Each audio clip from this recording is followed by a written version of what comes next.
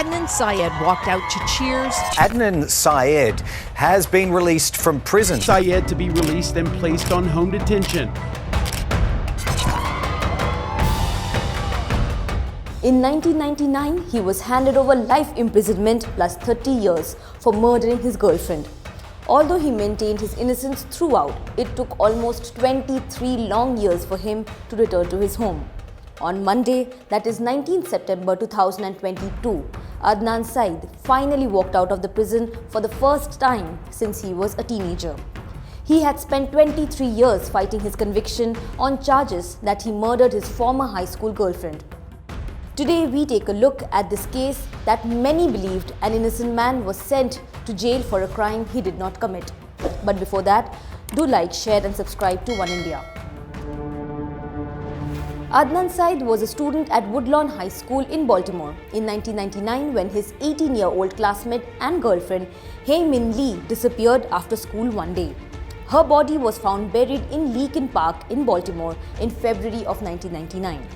6 weeks later, Syed, then 17 years of age, was arrested for the killing of his high school senior.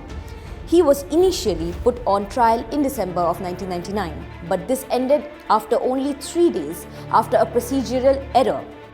He was then on trial for 6 weeks between January and February of 2000.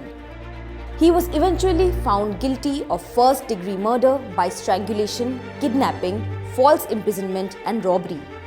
He was sentenced to life in prison plus 30 years.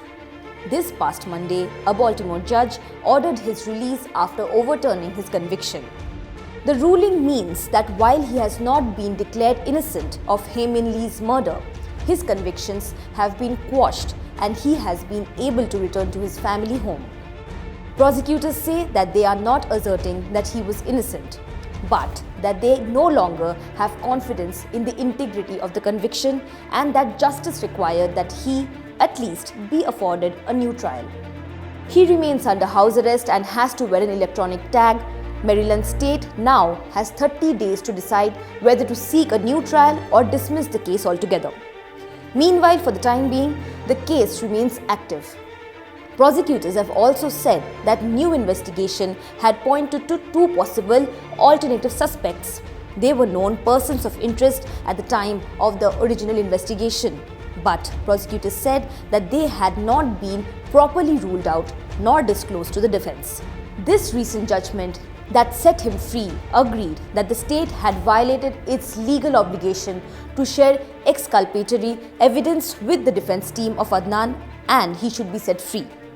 His case received widespread attention due to a crime podcast by the name of Serial. Journalist Sarah Koenig, a radio producer and former Baltimore Sun reporter, produced and presented its first season, which focused on his case.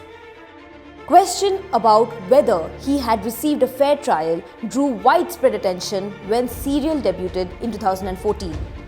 The podcast became a sensation with its detailed examination over 12 episodes of the case against Syed, including the peculiarities of his lawyer who agreed to be disbarred amid complaints of wrongdoing in 2001 and died in 2004. The 12 episodes of the series saw Koenig take a deep dive into this case.